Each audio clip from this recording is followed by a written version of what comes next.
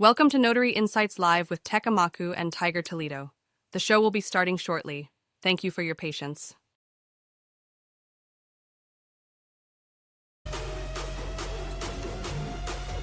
As a part-time traveling notary with a full-time job, balancing everything can be tough, especially when you're getting calls at all hours.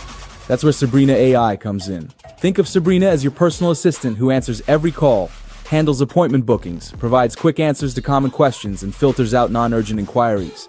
Sabrina works 24/7 so you never miss a client opportunity, even when you're tied up with your full-time job.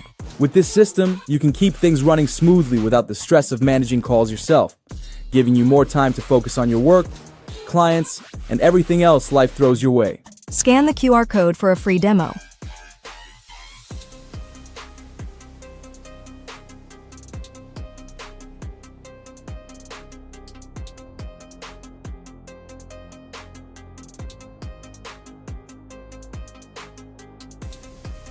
Welcome to Notary Insights Live with Tech Amaku and Tiger Toledo. The show will be starting shortly. Thank you for your patience.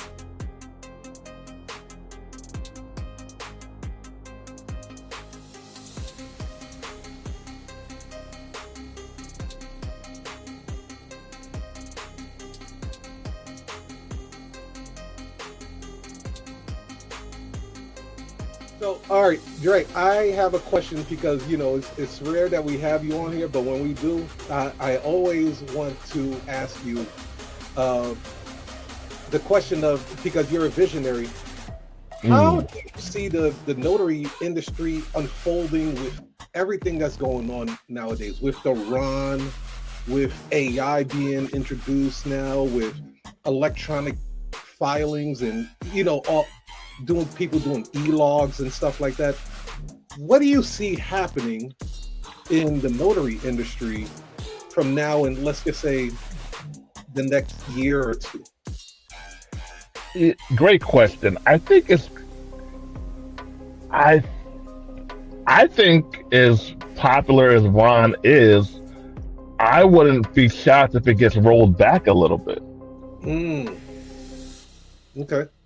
And here's why. Once there are, and I saw that this actually happened with a lady in her land that if a lot of online notaries turn out to be fraudulent, I think they're gonna roll back to the more in-person stuff. It wouldn't shock me. Let me put it like that. It wouldn't shock me.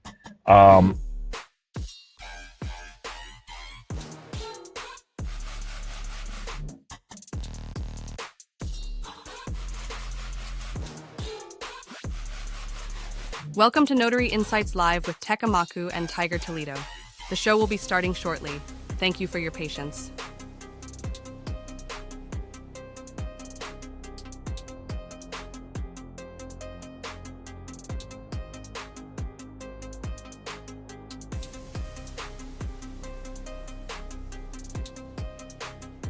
Texting someone back as if,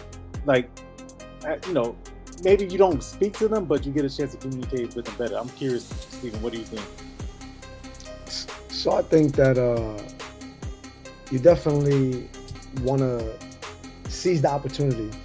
So if you can't maybe answer the phone call, but you can send that text message, I think it'll give you a little bit of a little pause, between them being like, oh, they didn't answer, and calling the next number. That pause will maybe let you wrap up what you're doing and then give them a phone call back.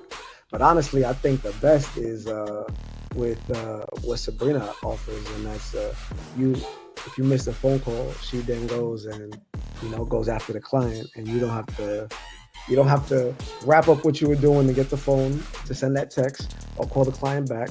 You can just continue doing what you're doing, and everything gets handled in the background. So, like for me, first of all, missing a phone call was gut-wrenching for me, because I knew the only time that phone would ring was because somebody wanted to spend money with it.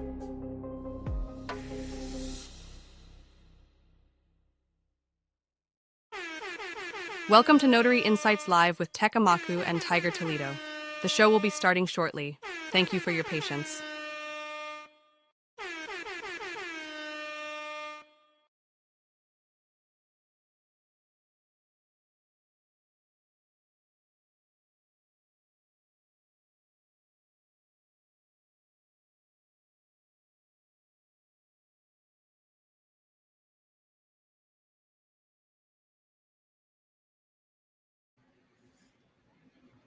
right, make sure we get everything right.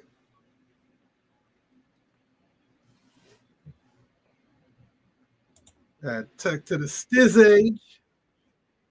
Tech, what up, baby? What up, baby? What's happening, man? Broadcasting live from the Golden State. Yes, indeed. What's the weather out there?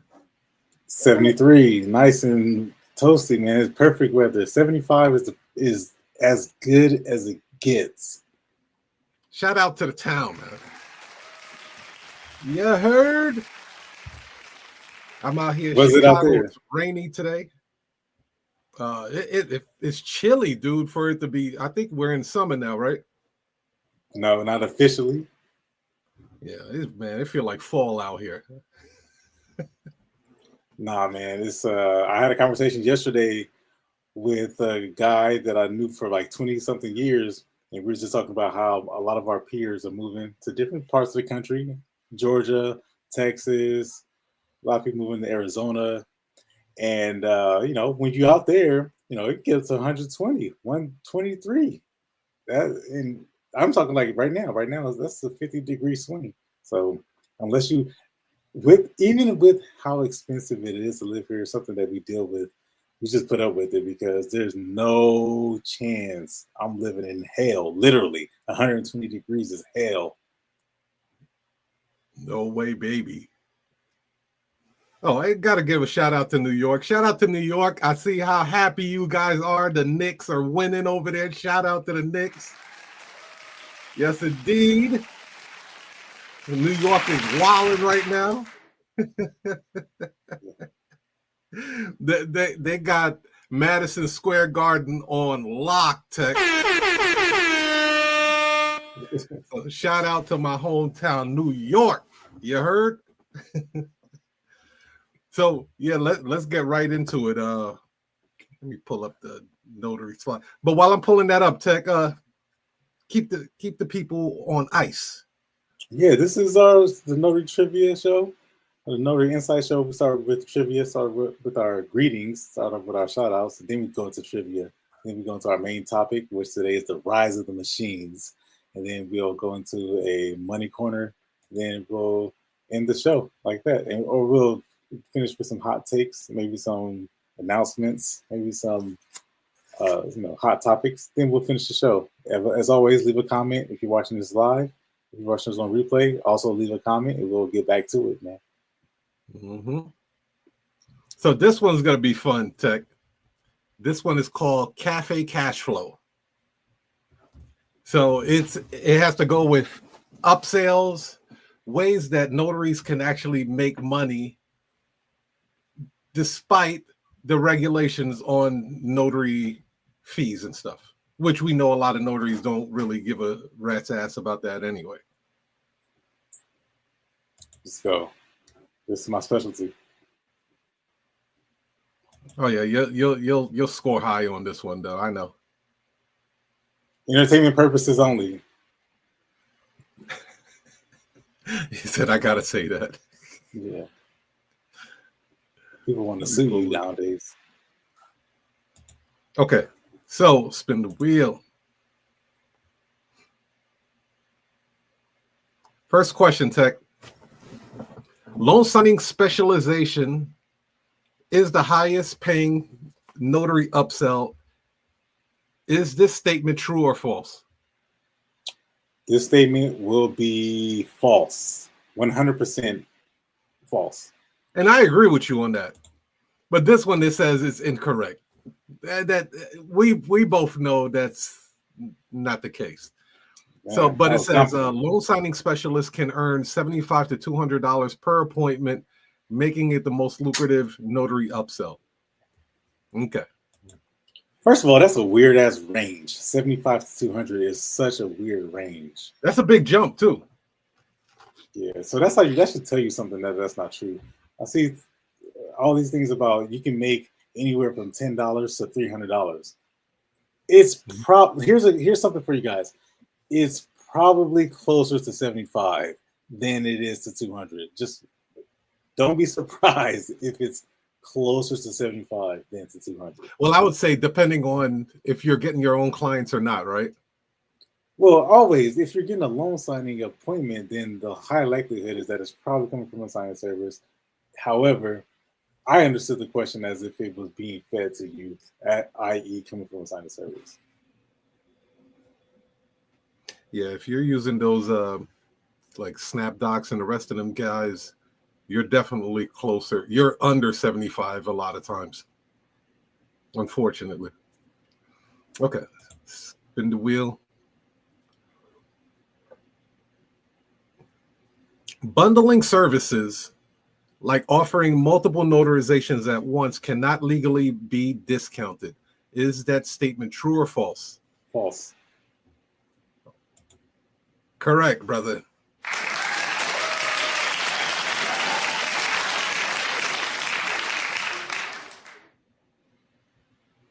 Offering mobile notary services can increase your revenue by at least 30%. True or false? True.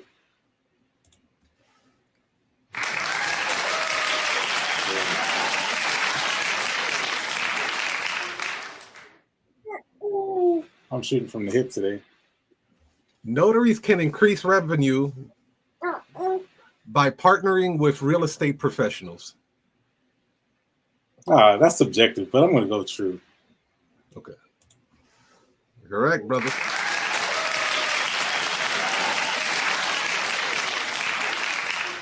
I mean, how would you define a real estate professional?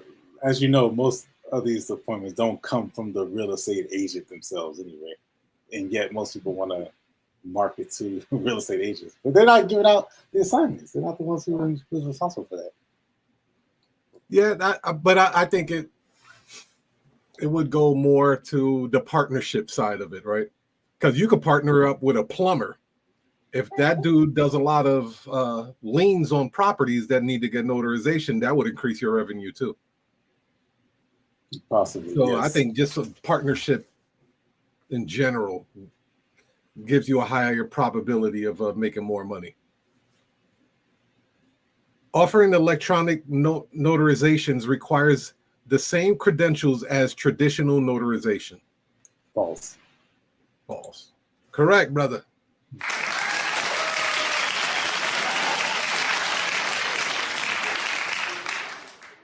Told you was gonna score high on this one, man. Yeah.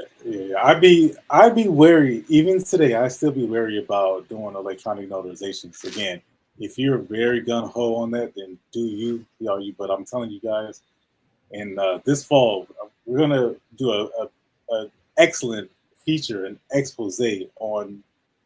Since so many notaries want to be lawyers, think they went to law school. We're going to do an excellent, outstanding expose on notary laws and just how easy it is for you to get sued.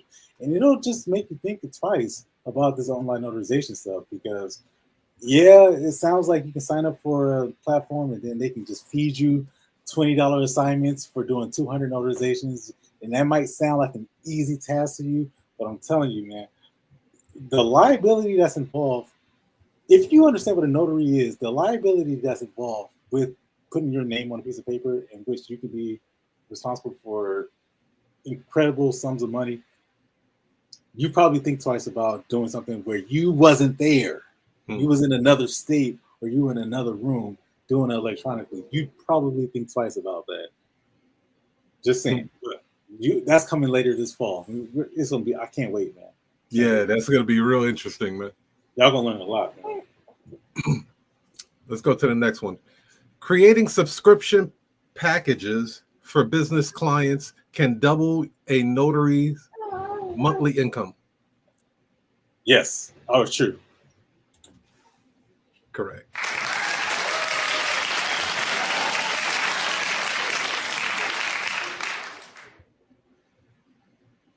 How many people actually knew that you could do that, do subscription services? You said what?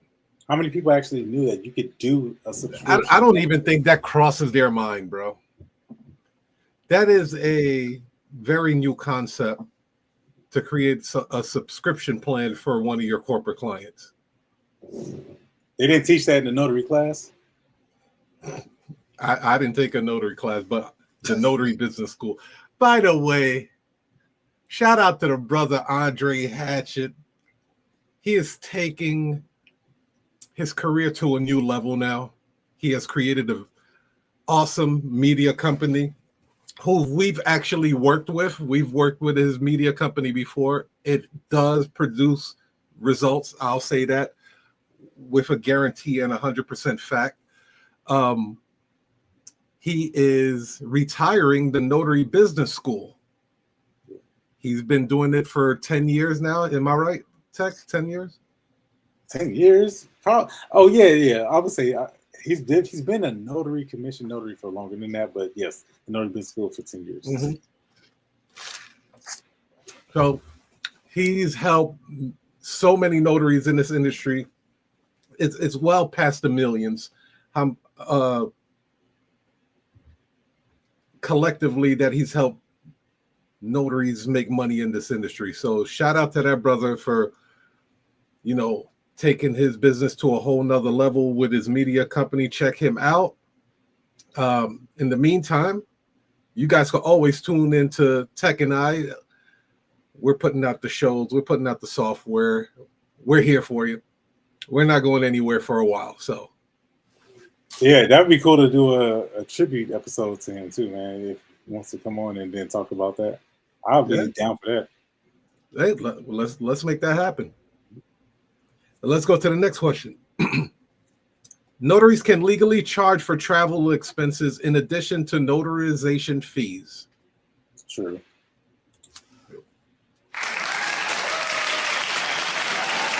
And for those tuning in, you guys can access this Cafe Cash Flow trivia in the description below. I put the link in there, and then you can play with your fellow notaries or your friends and then see who scores the highest.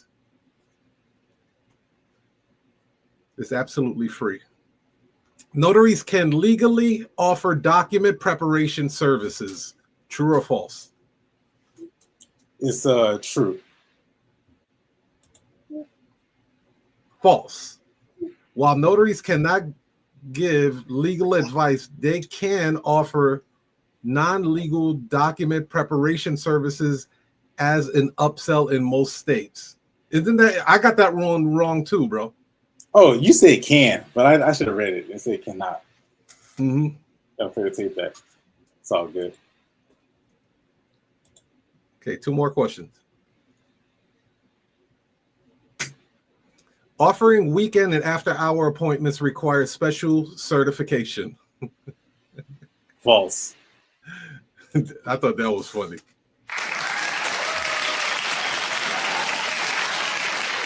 Last question. That's a good one. Somebody probably makes that was a funny one, man. A certification about that. It's like, here's a weekend notary certification. But I wonder if there were people out there that thought they could offer that. Of course, man. Come on. Of course. No, they need a certification, or like it's not legal to do it on weekends. I don't know, man.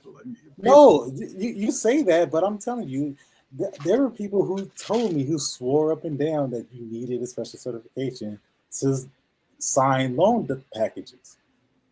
So of course, why wouldn't they think that you would need something for the weekend? If somebody told them that they didn't know, why not? Yeah, you think it's trivial to you, but I guarantee there's somebody who believes it. That's right. Okay, last question.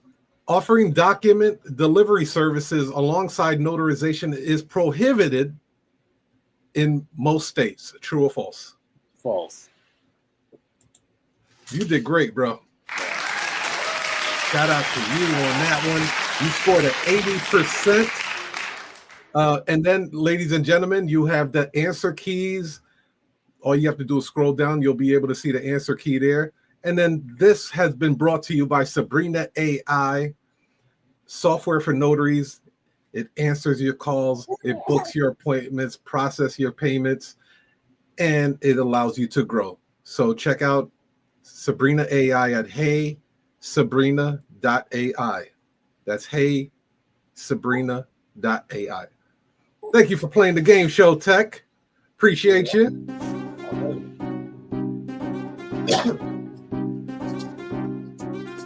Yeah, I was actually trying this time. You know, I studied and I had a guest partner over here. Enjoying the visuals. I love the visuals. Yeah. So today's a good topic. I think you'll enjoy this topic because it has to do with some things that you've done for a very long time, which is automation. The Rise of the Machines. What a title. Yeah. This show is geared for you, bro. So All right. while I pull up the slides, man, talk a little bit about that. Yeah, it only took 4 years. It only took 4.5, 5 years. But I'm happy that we finally got to this point. I'm ecstatic. Couldn't be more thrilled. People are finally coming around to what we've talked about for the last 4 or 5 years, which is automation, which is the removal of yourself from your notary company. Hmm. So, and I'll give you an example. This might seem very obvious to you, and you might even have this built into your notary company, but the booking link, yeah, the automated appointment calendar, the scheduler. Many notaries, until recently, didn't even have that mechanism built into their notary company. And if we did pass the trash, I'm willing to bet we can check out a lot of notaries who still don't have that. So can you imagine 4 or 5 years ago when we were introducing that option, that technology into this industry? Mm-hmm. Yeah, we were met with so much opposition. People were saying that it wasn't worth their time. Why would they need to have this built in? Because they could just heavily rely on signing services. Majority of their work came from third-party apps and signing services. Yep. And it just so happened, if you fast forward, now they're catching up. And that's a good thing. That's a good thing. I mean, we don't say that to disparage you. We're saying that we're happy that the work that we put in is starting to now pay off. If you had bought into it 3, 4 years ago, you'd be way ahead of the curve. But hey, listen, man, not everybody sees the value of the first time around. Sometimes it takes a little bit of catching up to do. Mm-hmm. I agree. So this is called Rise of the Machines. Is it worth automating my notary business? There are some notaries that question that. There are notaries out there that enjoy doing the traditional way of, running their business. They feel that because if they do it the traditional way, they can be more personable. They can be a little more attentive, give more of that human touch. But we are going to show you, and there's nothing wrong with doing it the traditional way, as long as you're making money in your business. I have no qualms with that. But we are entering in a different era. We are seeing as they would call, a different species of human beings because we are vastly in the technological era of AI agents, computers, that long language generated computers that understand people, that have a very, very big intelligent knowledge base. We're in the era of a new species of human beings being, like some new type of Jurassic Park type shit for humans at this point. And it's amazing. I can't predict what's going to happen in the future. But I am on the cutting edge, and I know tech is as well.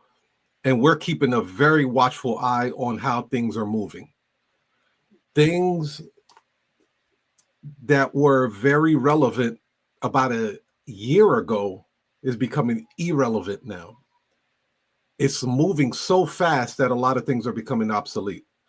So we're going to dedicate this show on people that are doing things manually, and we're going to be doing things with automation, and you'll be able to see a side-by-side comparison of what that looks like.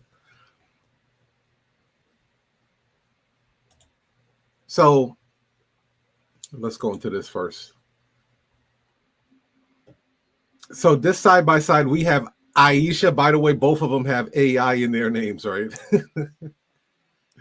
Well, we have Aisha, who does use automation.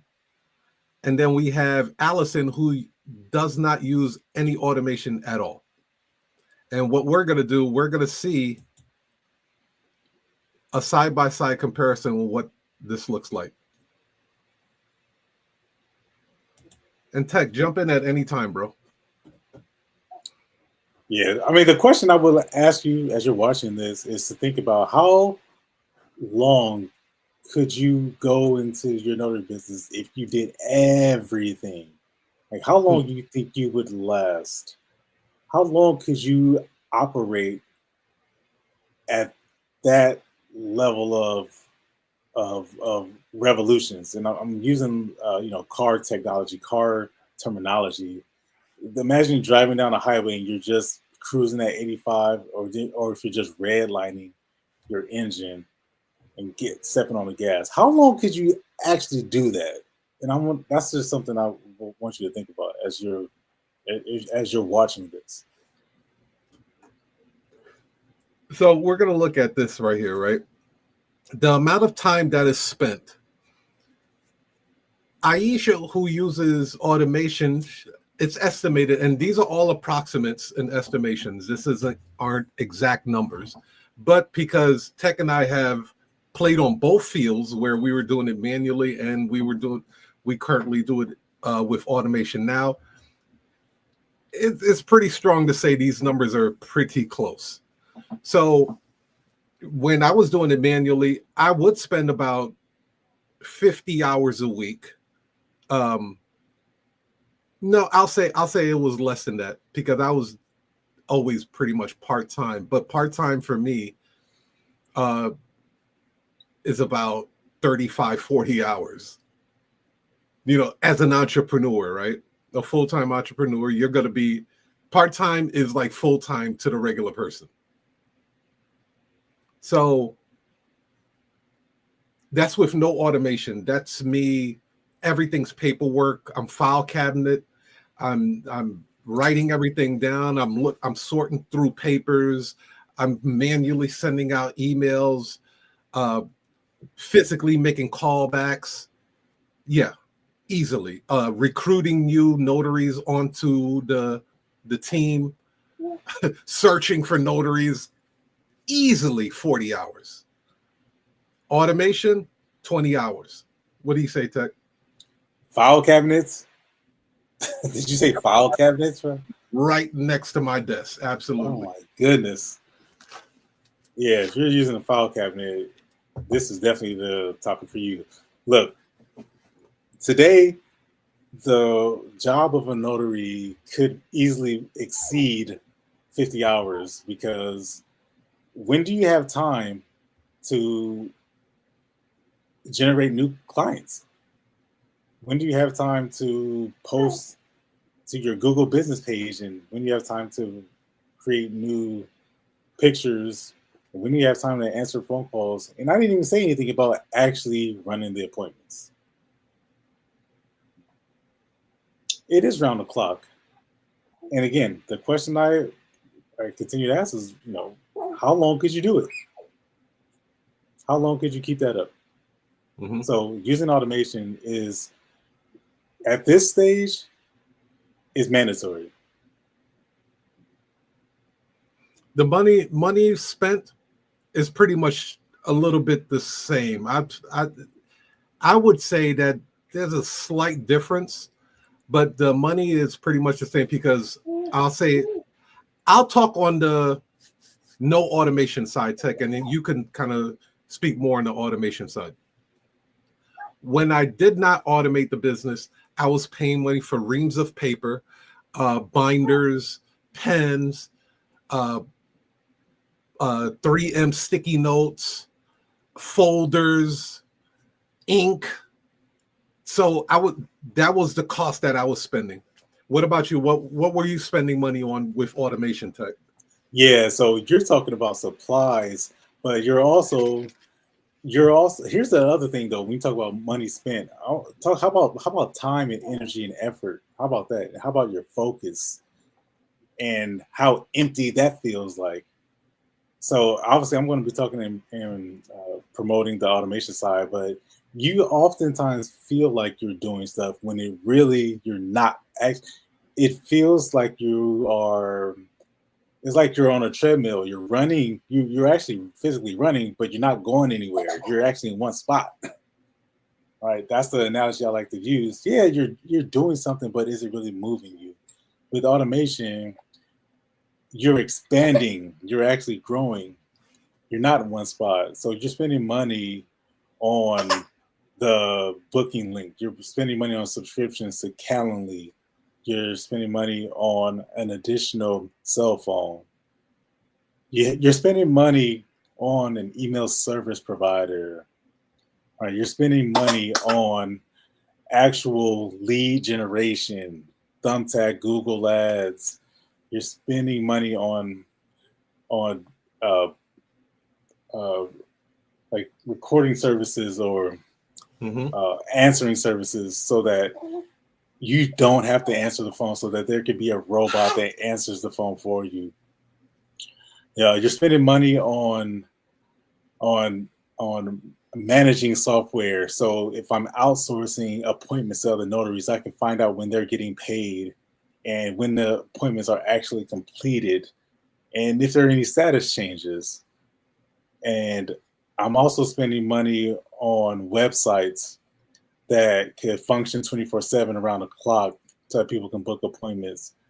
So, and I like to change the word from money spent. Can I do that? Yeah, go ahead.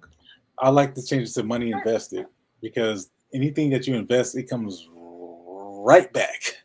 If you invest $5, it's going to come right back and then some. You invest $100, that $100 is going to come right back to you and then some. So yeah, you're investing that money around the clock, but it's good because you're expanding the entire time. Indeed. So, what, ladies and gentlemen, we're kind of doing a little bit of a switch up here. I am Allison. Pause. No automation, and tech is going to be the person that uses automation, so that we'll be able to give you a better illustration of what that looks like. I'm going to be talking to you guys from a person that does everything manually with no automation. Tech's going to talk to you more of a person that does all of the automation, although we both do automation now. Okay, the next one would be payroll. So at the height of my notary career, the calls became overwhelming, and I sought out a virtual assistant. Shout out to Bree out there in the Philippines. She did a great job. But it was payroll. I had a payroll to pay. I believe it was about, for full time, it was about $400 or $500 a week to do that. And she basically, everything that I could not handle, she would handle in order for me to focus more on the growth of the business. So the payroll was a very, very high thing. And if you're not closing those deals, you still have to make payroll. That's another topic right there. But, you know, your sales has to be high enough that it can support you, your lifestyle, and make payroll. And if you have a family, which I have a family, family of 4 kids and a wife, it had to cover all of that. So payroll. Now, what does payroll look like to a person with automation tech? Payroll is, as it says, is minimal, if at all. You just pay yourself. You pay robots, and the robots are either a subscription or a one-time fee, lifetime, and it's done. That's it. So it's zero, or if it's not zero, then it's close to zero. Okay. So now income. The income although I had some good contracts with some corporate clients, and then I specifically went after private clients, the pay was my pay was a little more predictable. I wouldn't say it was unpredictable because it was pretty consistent at the end of the month, and I was able to reanalyze and look at my sales status, what my orders were per notarization, and I was able to tweak it and increase, certain areas. But one thing that it did say is that I am the bottleneck. That was very true. Being the bottleneck of the business, for those that don't know what a bottleneck is, that means everything funnels through you before it actually hits the body of the business, just like a bottle.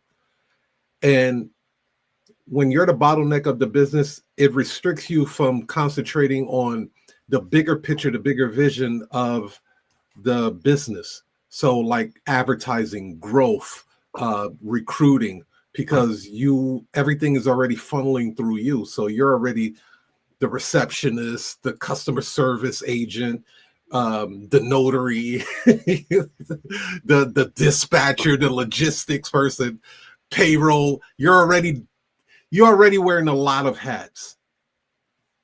So it does become a little bit stressful on that. What about for automation tech?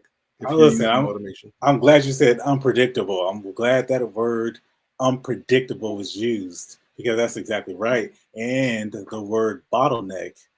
The truth is, those two words, bottleneck and predictable, you broke those down beautifully. When you're using automation, the income is consistent and it increases. And this is the reason why. And your clients will thank you for this. The word efficient is used where it says efficient client handling. Your clients recognize they're familiar with the last time that they use you, and then the next time they're familiar with the interface. They're familiar with the immediate confirmation and the immediate receipt that they received. They're familiar with the courtesy reminders that they got. See, that's why your income is consistent because you wake up and the person who used your service the last time is familiar to them, and that is what builds trust. People like things that the last thing somebody wants to do is something that's completely brand new that they've never done before. You are probably much more comfortable doing something or driving a route to work that you normally take. You're probably more comfortable eating around the same time of the day that you normally eat or going to bed at the same time. So when something is consistent and it becomes efficient, that customers love that. It's simple and it's straightforward. So therefore, your income becomes follows that same path.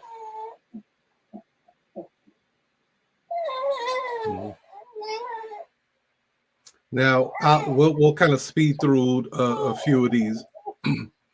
Training. This was a pain, ladies and gentlemen. This was an absolute pain. I did have a shortcut, but there's a learning curve that goes along with this business. So when I did bring on my VA, I spent a lot of time training. Luckily for me, I had an online course where I taught other notaries how to handle phone calls, but that training is very heavy. And by the time the person gets up and running, now you're on correction course. Be like, hey, it would have been better if you said this, because now you're doing debriefing on that training.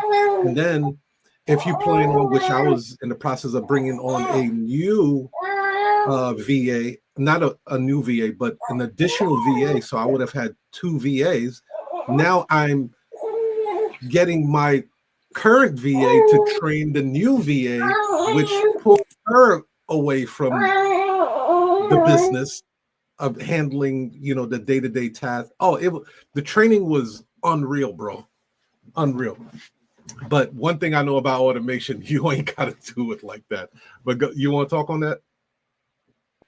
Yeah, there is no training with automation. As soon as you learn, if you get introduced to a software, then you have to pick up how that software applies to your business. And after that, it's a one and done deal. It just goes from there.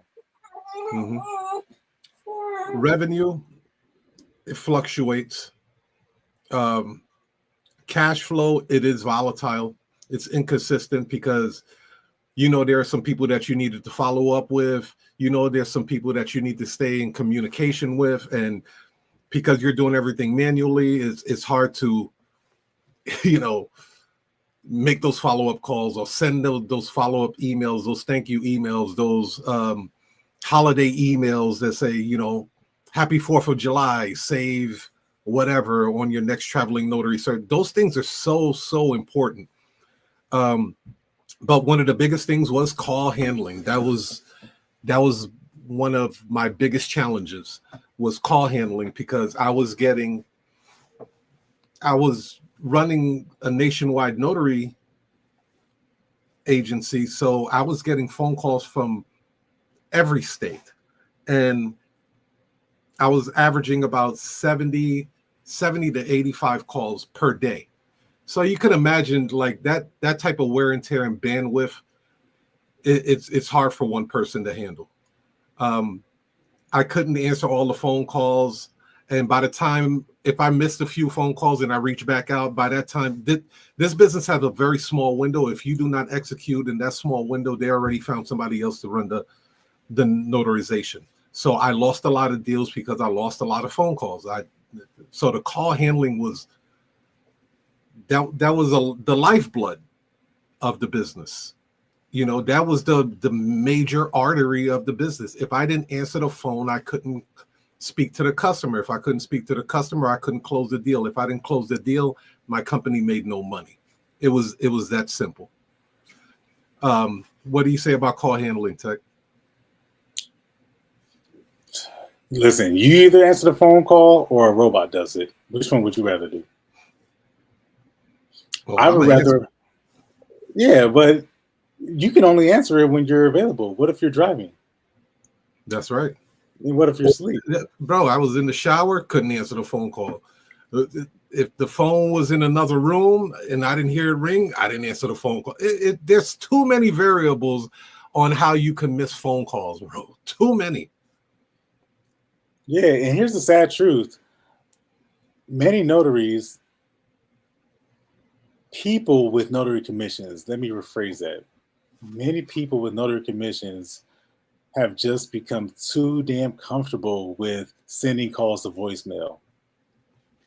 You're too comfortable and you're too at ease with missing phone calls, sending them straight to voicemail, telling people that you'll call them back.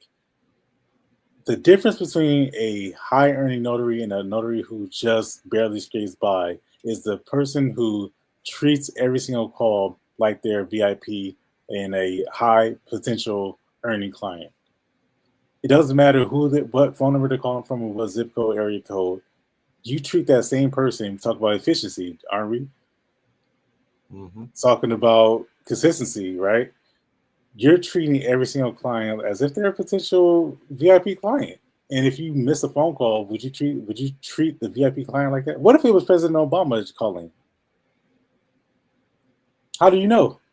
Until you pick up the phone, you won't even know. Yeah. So 24/7 automated response is a buffer. Here's another thing that it does too.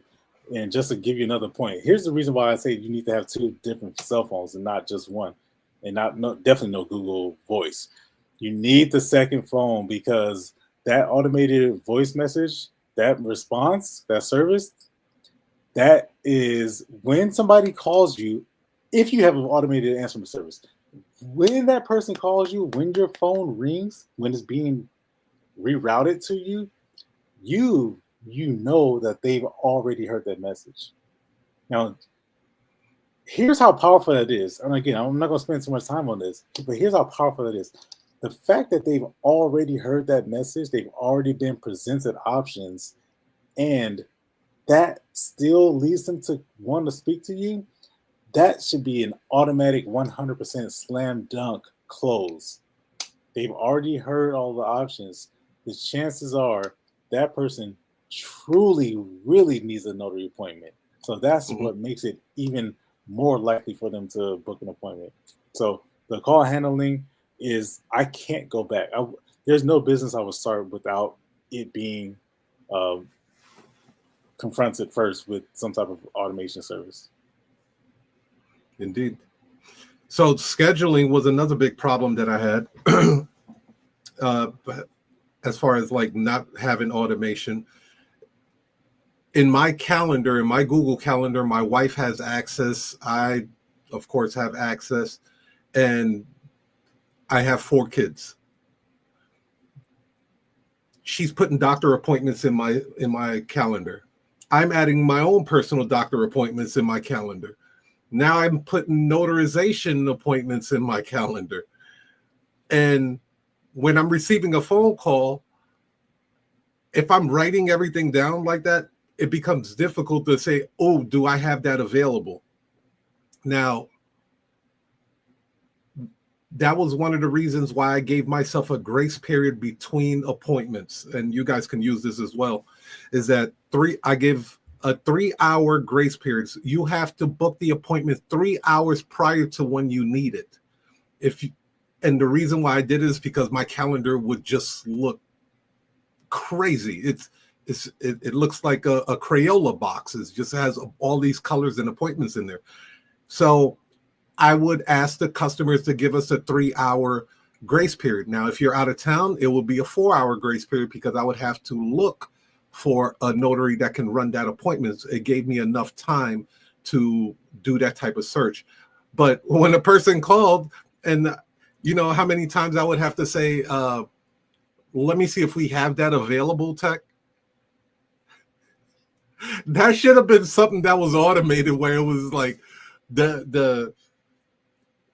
I send them the link, and then, you know, of course, when I got Calendly, it made it a lot easier. But when I would send them the link, then they would look at the calendar, and then, of course, it would coincide with whatever my schedule looked like. But man, that was tough. The scheduling was crazy. Yeah, it's talk about how terrible it is to do it without automation. Yeah, you're blending into my section. Talk about how awful, how painful it is to do it by hand, to write down to carry a notebook around with you in your car. It's not the way to go. Period. It's not the way to go, bro. Ain't nobody got time for that. Straight up. No, I felt like I was working in the Flintstone ages. Not cool. Yeah, damn, you're writing stuff in stone, and then you can't even read your own writing. How about that? That happened. You forgot what their name was. You forgot what the phone number was, and don't forget what the address was. Oh my God! All right. You didn't save it in your phone, so you don't even know who's calling you or which person. You call them back trying to say that you're late for the appointment, and then you end up calling the wrong person. Like, it's just terrible to do things by hand. On the other hand, on the other side, let me tell you, check it out. Have you ever double booked an appointment? Or have you ever been afraid to schedule an appointment because it could potentially be double booked? Or what about if you were running late for an appointment? See, these things happen because you're not using automation. So forget about the lead times. You don't need a buffer window. When you're using automation, the buffer's already built in. They can't book an appointment within 2 hours, or they can't book an appointment within 1 hour.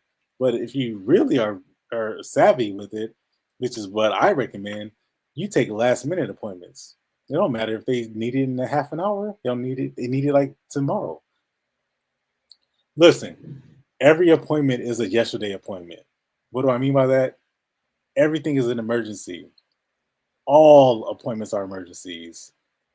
Don't ever get that confused or twisted. They're all last minute appointments. If you're not treating it like a last minute appointment, then they'll go find somebody else who does, who give them that level of care and that VIP attention as if it was a last minute appointment. So that means you need it right now, don't you? Why else would you call me? You know what? You know the real reason why people call you? The real reason why people call you and they don't walk in to your office, they call you because they need the appointment right now, Tiger. Mm-hmm. They need it right now. And if you can't give it to me right now, then I'm going to find somebody who can give it to me right now. And this is the reason why notaries lose appointments. And I know there's so many people out there who claim to be six-figure notaries, but I could almost guarantee that they're probably not. I can almost guarantee just by looking at the website, looking at the configuration, and I'm not even looking into their pockets. I'm just saying that I can see where holes are. How are you a six-figure notary and you do everything? That means you have no time for your family. That means you never take a vacation. That means you never take a holiday. You never take a day off. That means you don't sleep. That means you don't take a shower. That means your car has 200,000 miles on it. That means you have expenses up the ass with paper and email and phone bills. How is it possible? Now without the automation, it's not possible.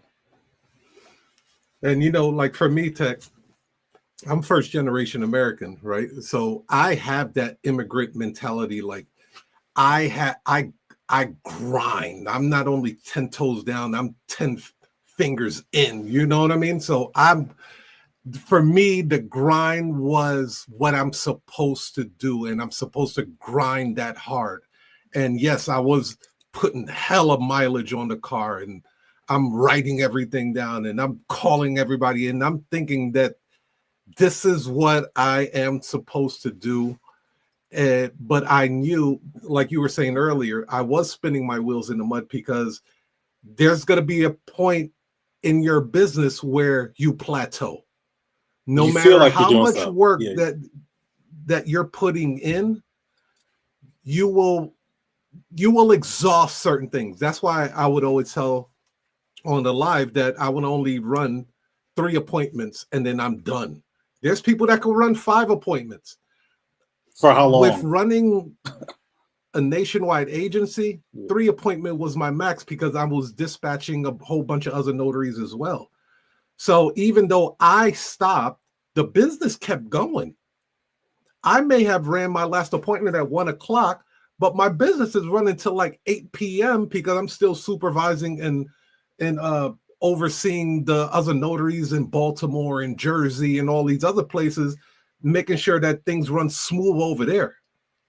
And not only that, on the scheduling side of it, if I wrote it down and I didn't input it into my calendar, you damn right it got double booked.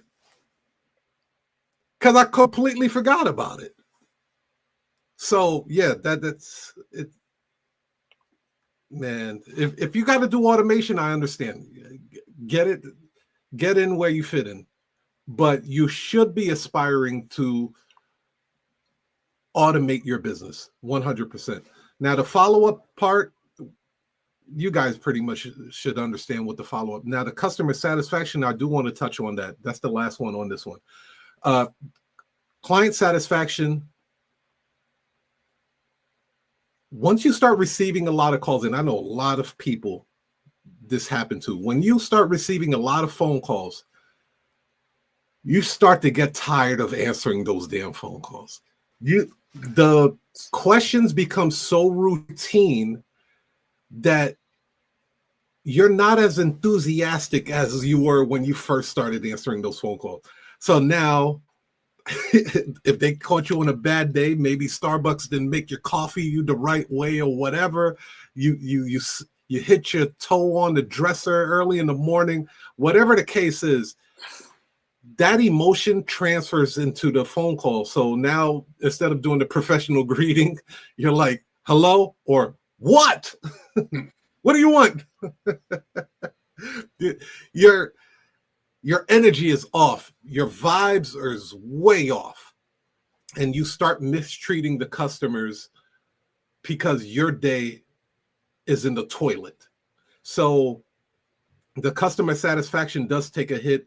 The customer experience may take a hit. You may receive a phone call on your way to a new appointment that you made a mistake on the paperwork. Now you have to go back and backtrack and fix that correction. which you didn't even make enough money on, but that's a Yeah. whole different topic. You didn't even price it accordingly, so you're now going to lose money by going back to that customer. So your whole day is just off, and now you're going to mistreat that new customer. You're trying to speed them up. You may not even say anything derogatory, but your body language says it all. Like you're impatient, you're in a rush, you're rolling your eyes. I've seen notaries do this. I've tailed a couple of my notaries, and I was like, okay, I don't like your attitude. Me personally, I'm seeing what you're doing. I'm not going to use you again. There's customers that have reached out and called me and said, yeah, like, this person was nasty. Oh wow. They Yeah. treated me like I was wasting their time. I paid you guys good money to come here and help us out and to have some patience with me and my mother or my grandmother. I don't appreciate that. So, yeah, the customer satisfaction starts taking a hit when you do not have any automation, because you are doing all the heavy lifting, light lifting, mid lifting yourself. Tech, do you want to talk on that? Yeah. Just translate this back to you. If you went to Starbucks, you went to Home Depot, went to McDonald's, you went to the car wash, if you went anywhere, and every single, let's say, how about this? This is a true story. So my wife and I, we would order Wingstop, and they just have a rotation of people that's in there. Every time we go there, probably like once a month, twice a month, there's always someone new in there. A couple of the same people, but there's always somebody new. And there's one time where, I kid you not, Tiger, I kid you not, we walked into this place. Mind you, we've already made the online order. We've already paid for everything. We're here to pick it up. We walked into this place, and my wife, she's next in line. I'm standing behind her. The girl just stared at her.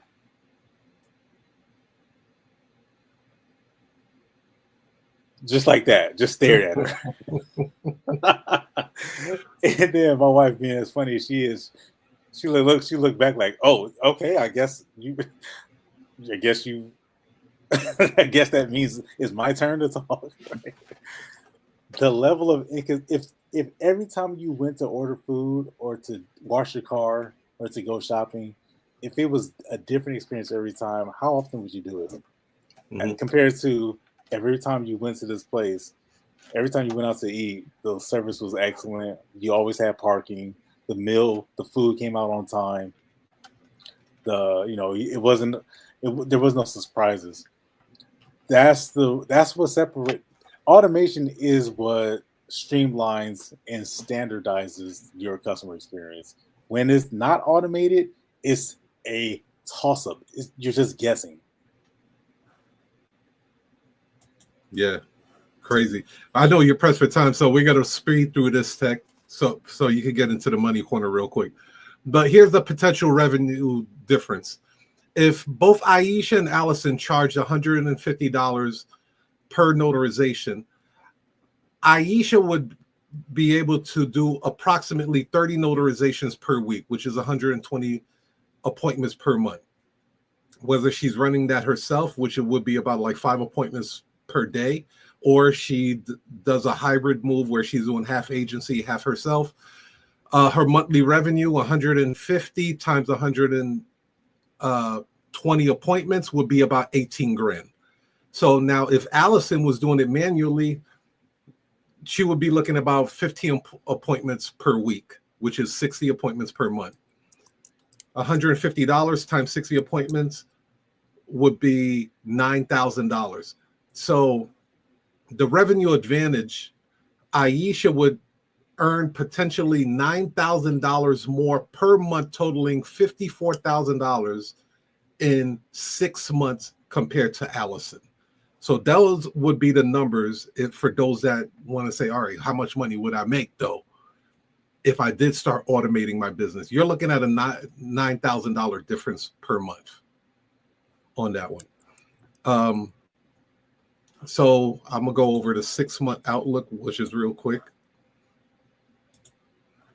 So Aisha's automation journey would kind of look like this. She can expand her client base through reliable automation, consistent revenue growth, and stable positive cash flow, enhance reputation for reliability, resulting in increased referrals and long-time business sustainability. Allison's manual path would be more of a continued strain on resources and personal bandwidth. That first one right there is so true. Stagnant or declining revenue due to inefficiencies and increased frustration, burnout, and high turnover rates in staff.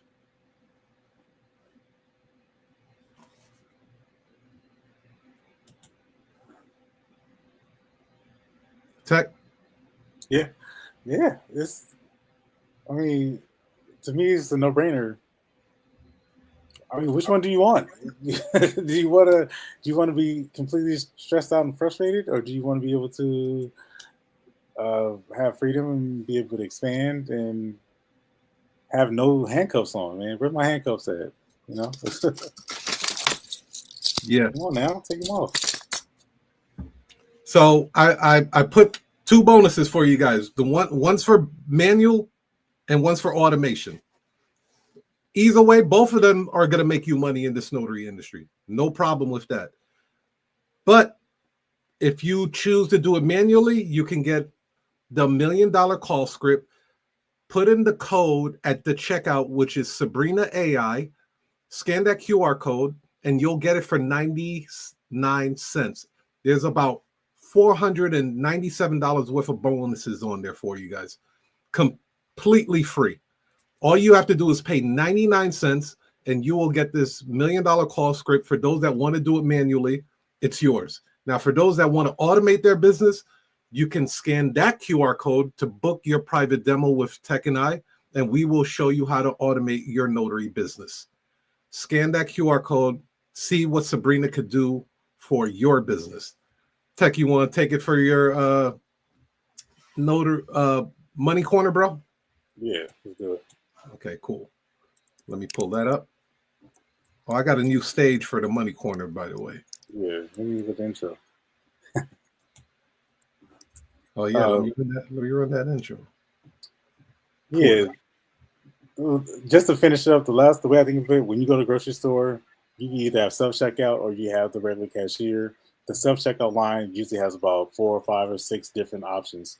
Think about that. Your customers are going through your notary business. You can either service one person at a time with the cashier, or you can treat it like the self-checkout with the kiosk. They're putting people through there. The output is so much faster. Mm-hmm. Remove this. So which one would you have? Which one would you rather have? It's a no-brainer to me.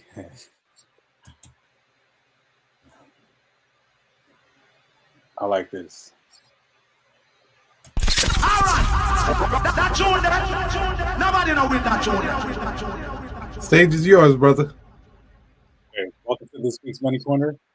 Last week we talked about the rule of 72. Which, if you need a recap, go back and watch that other episode. Talked about rule 72, which means how long does it take for your money to double. In this particular Money Corner, I'm going to give you guys a personal look into my real life. All right, I don't do this very often. I don't show this, at least not to the public, but we do this behind closed doors. I'm gonna give you a real peek into my real life. I'm gonna show you how I use a debt pay down method called velocity banking, or my version of velocity banking is called pursuit banking. And pursuit banking is specifically used to pay down debt, just like the Rule 72. As simple as I can explain it is, how long will it take for your money to double?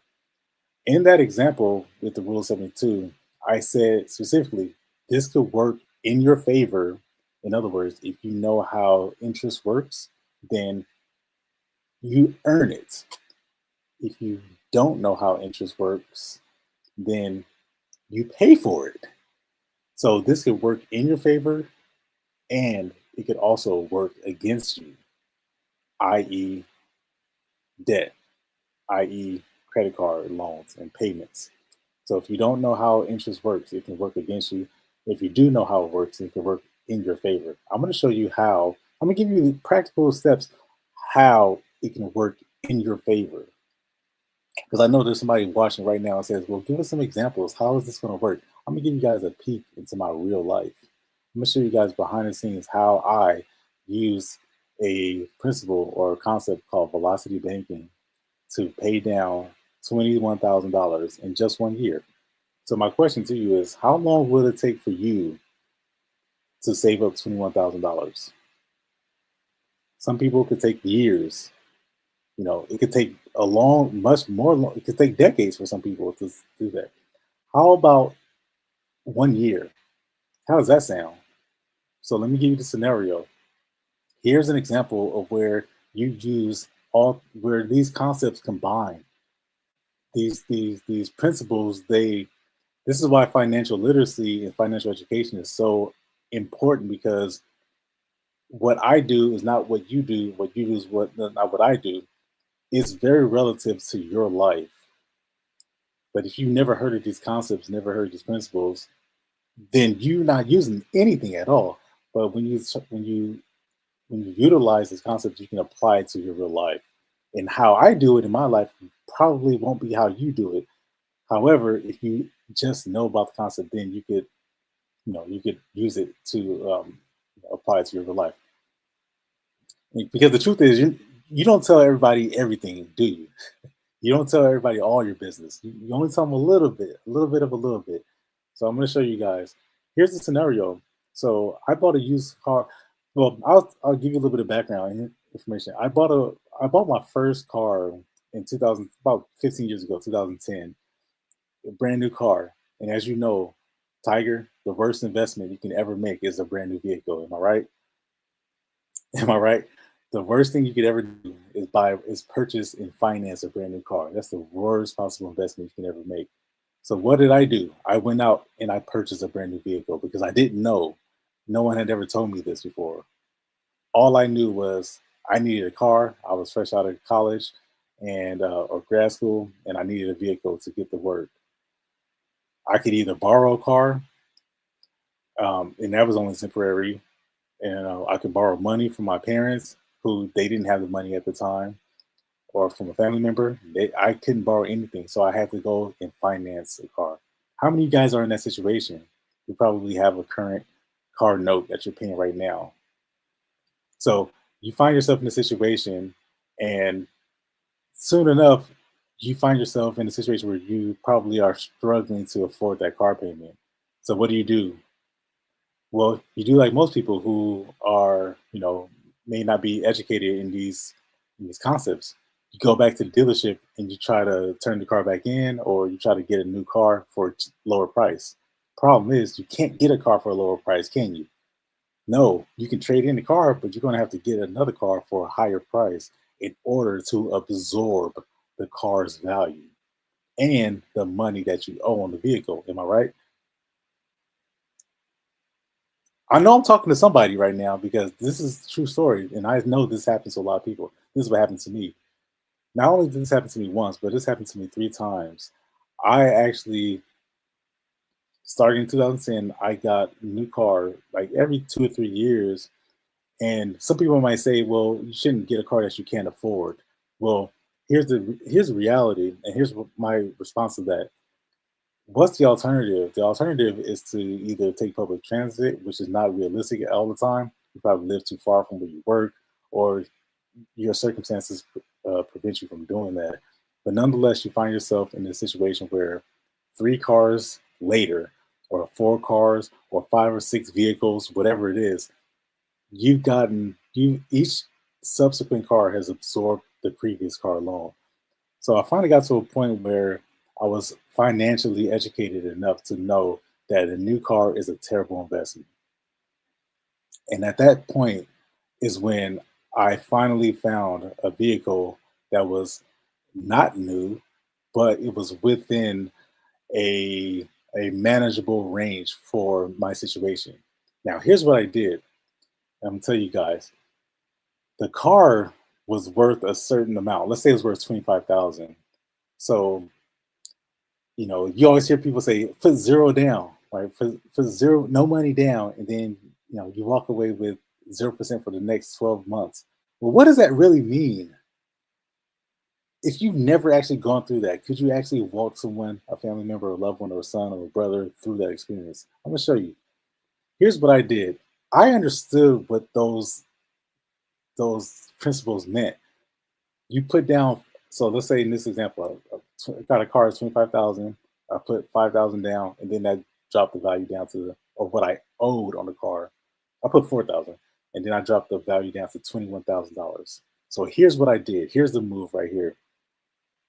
Once the car was worth $21,000 or something that was more manageable, check it out. Again, this is where we know how the rule of 72 works in your favor if you know it, and it works against you if you don't know it. Me knowing, and you now, you know the rule of 72. Here's what I did. Capital One offered me a 0% balance transfer for 12 months. And I'm going to show you this right now. I'm going to pull up my screen. They offered me a 0% balance transfer for 12 months. Once the balance of the vehicle was within the balance or could absorb the balance of the credit card, I swiped I swiped it so fast. I didn't know what happened. I might have started a tornado in the Midwest. That's how quickly I swiped the card, and I paid off the entire car right there, right then and there. You're probably thinking, why would you pay for a car on a credit card? Here's the reason why. The car was at 6% interest, and it would have taken me another 4 years to pay off the car. But by me swiping the card at 0% for 12 months, I paid off the car in 12 months. Check it out. I'm going to share my screen. I'm going to show you guys exactly what this looks like. Okay. So,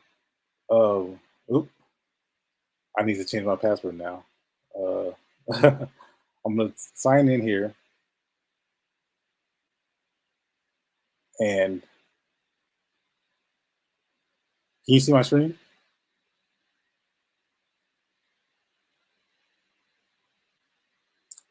Share the screen here. Let me show you guys.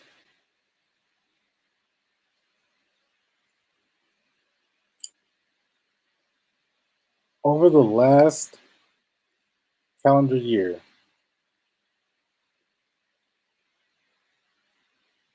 since last August,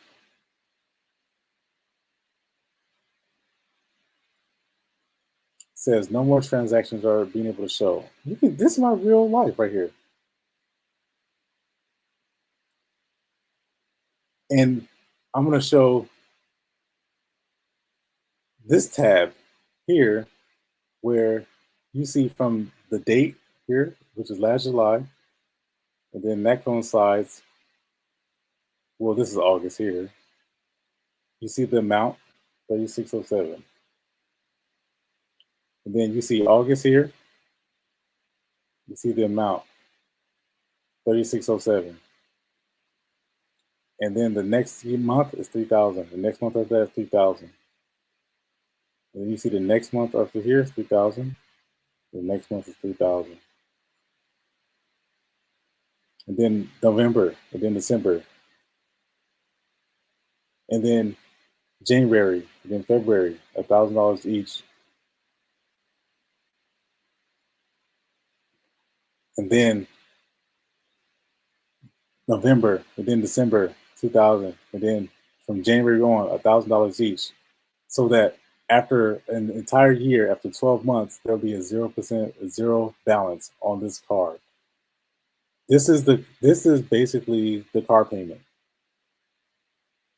This is how you pay off an exact, again, using the Rule 72. If you use a Rule 72, how many times if you have an interest rate of 0%, How many times does that go into 72 times, right?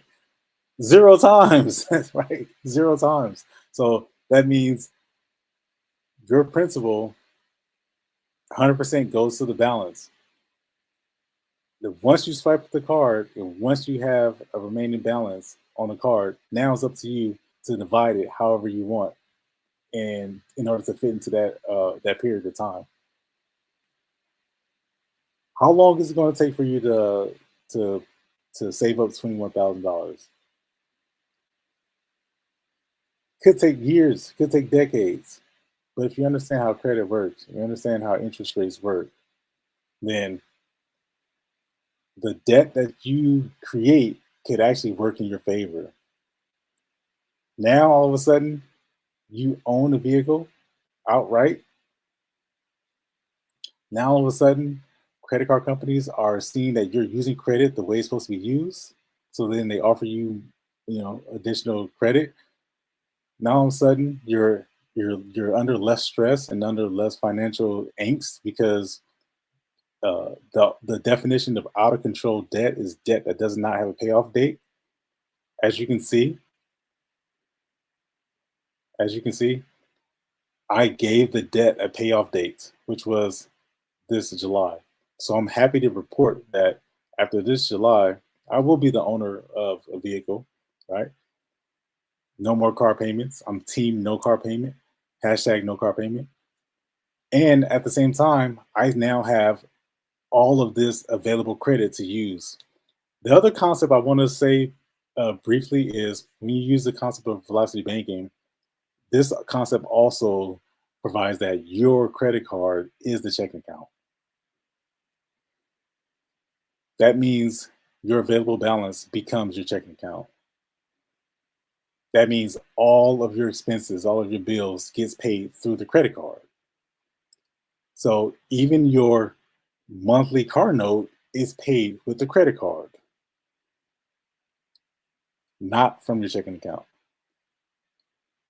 If this is making sense to you, then welcome to the Velocity Banking and the Money Corner family. I will go over this topic in much, much great detail in future videos. If this doesn't make sense to you, then leave a comment below.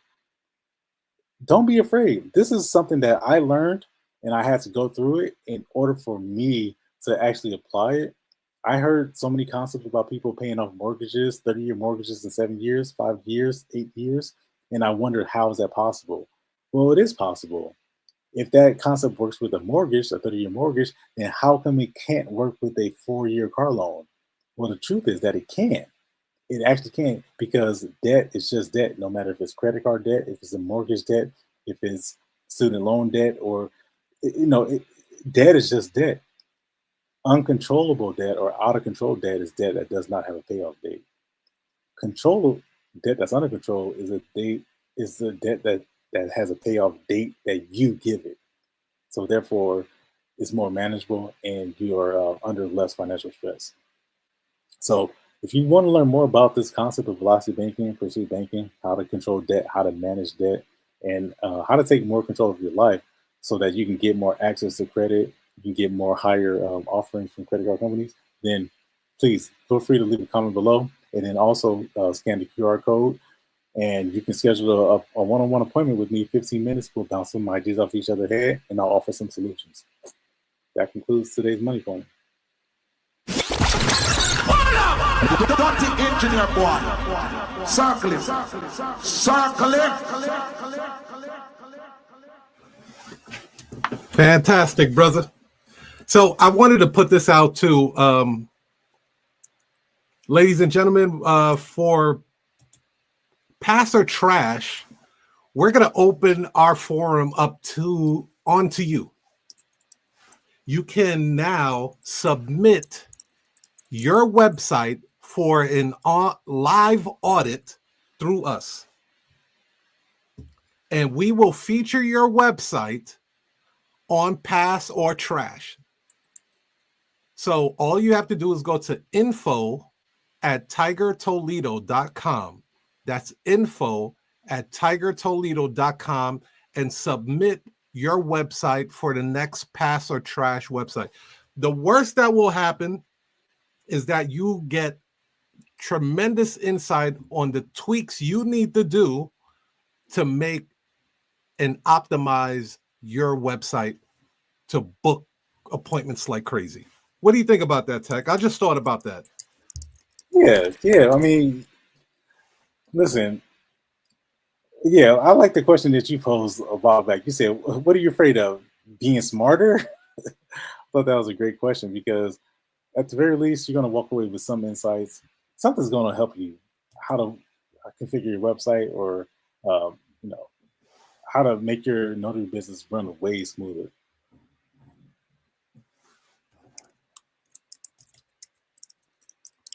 Get some cut. Okay, we have some question about the money corner there, Tech. Well, hold on one second. We'll get to you, Natural Jesse. So Opera Brother said, why use credit cards as a checking account to earn points? Great question. And the answer is yes. That's one of the, I could probably name, well, I'm not going to say how many. I can probably name countless reasons why you should use a credit card over a checking account. But number one, the points and the rewards, I don't even use the points and rewards. I use the points and rewards as credit to pay towards the balance. But like, for example, my wife, she uses the points and rewards for other purchases and credits towards, you know, like other rewards and other gifts. I just use statement credit. Boom, statement credit, statement credit. That's one of the reasons. The other reason, here's another reason why, but this is the biggest reason, Opera Brother. And I'll ask you, you don't have to answer this, but just think about this. How much money do you have in your checking account sitting there right now? Let's just say round number, $1,000. Let's say you have $1,000 sitting in your checking account right now, this very moment. What is that money technically doing right now? It's technically, it's at best, it's probably earning 0.01%. At best, maybe 0.02%, right? Now, in contrast, how much is the lowest credit card that you have? I'm not even going to go with the highest because that would just be too easy. But let's say you have a credit card with a limit of $2,000. So on one hand, you have a checking account with $1,000 sitting in there doing nothing, maybe gaining 1% or 0.1%, a tenth of a percent, and then you have a credit card with a limit of $2,000. Okay, the $2,000 credit card limit is actually more, correct? We understand that. When you pay for bills, items, you pay for groceries, you pay for utilities, you pay your mortgage, you pay your rent, pay your car. When you pay for things from your checking account, let's say you pay for a $200 internet bill from your checking account, that $1,000 instantly drops to $800. Am I right? That money's gone. It ain't never coming back. It's gone. That money's been transferred from your checking account into the abyss, or at least to your internet company. If you take that same transaction, because you're going to pay it anyway, weren't you? You're going to pay that bill anyway, but pay it from your credit card with the $2,000 credit limit. Now you've got an $1,800 credit card limit, right? Now the $200 that was subtracted from your checking account is gone forever, but from the credit card, that money it returns, it goes back. You can reuse that money again. You can use that $200 again when that credit card gets paid, can't you? So then the limit goes back up to 200. It regenerates itself. It refills itself. So that's one of the primary reasons why we use a credit card over a checking account. Here's another reason why. So much talk is about building an emergency fund, and I'm a big proponent of having an emergency fund. 3 to 6 months is typically what's recommended. Probably need about 6 to 12 months in real, especially now with AI coming around, AI taking people's jobs. It's gonna be mass layoffs coming around. I don't know if you know that or not, but here's the thing: if you have a $15,000 limit on your credit card, or some people have higher limits than that, you can see I absorbed the whole car of mine. That you can use that. That money's that's yours. You can use that. That's I'm not saying go out and go to Disneyland and go buy a boat and some jet skis and just spend the whole thing. But I'm saying that whole concept of an emergency fund, instead of having that sitting in some account, some savings account somewhere doing nothing, maybe it's gaining a modest 2%, 3%, maybe. But as you know, inflation is already at about 6, 7%. So you're not really doing anything. And you have to pay taxes on that money that is so we're kind of getting we're getting I'm kind of getting a sidebar here a little bit, but what I'm saying is like storing money into an account, a savings account, checking account, that's not the purpose of a savings account or checking account. The purpose of a savings account or checking account is to transact money, is to move money. It's not for it to be stored there, to sit there. Money should be stored in either investment accounts where they're gaining more interest, or at least more than inflation is, and then or in a line of credit. In a line of credit, you can store money in a line of credit where not only are you eliminating interest, like we talking about the rule of 72, you're neutralizing the interest. So the money is actually paying for itself, and you have a greater access to a limit or to a higher balance because you're going to pay your credit card, you're going to pay your debts anyway. And on top of it, not to mention the rewards, like you said, and then the perks and all the points and all that stuff that comes with it. And then you also have a record of that transaction. So if something were to happen, you can also get it back. So there's just so many advantages to using a credit card as your checking account than actually using a checking account. A checking account purpose is just to transact money. It's not meant to store money. I don't know if you guys knew that or not, but that's an excellent question, Alpha Brother. I hope I answered it. Yeah, Natural Jesse says essentially to earn points, use as leverage to increase your credit limit and improve your score. Yeah, it's a triple bubble or even more. Yeah, and those I didn't even mention those. I didn't even mention those. She also asked, shout out, by the way, shout out to Natural Jesse. She asked, will a template be available for the worksheet that you had typed? See, thank you. No, there's no template, not publicly available. No, not publicly. Okay, cool. All right. Well, if you talk about in the future, then we can talk about it in the future. But it's, currently, no, there's no template. But I would say schedule a sit down where we can, where we can actually discuss that. And then, I mean, that's nothing but a link. We can definitely make it available to you. Yeah. Yeah, we see you guys are enjoying the Money Corner. We're going to continue to bring this heat. Tech is certified and licensed to talk about this stuff, and I appreciate this segment on the show. Ladies and gentlemen, if you guys would like to participate in the Pass or Trash website audit, submit it to info@tigertoledo.com. That's info@tigertoledo.com.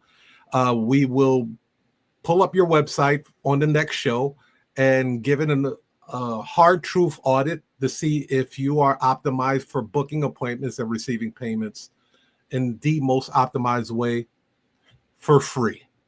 You just got to deal with a little bit of embarrassment if your site is trash.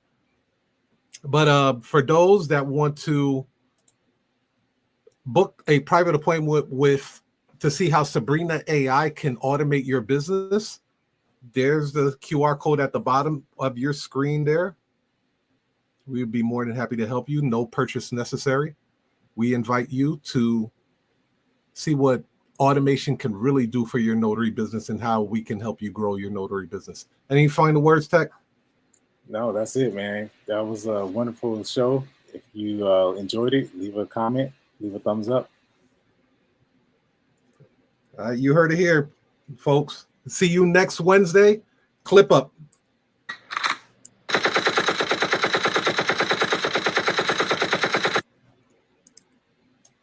As a business owner, you're juggling a lot, and managing phone calls can quickly become overwhelming.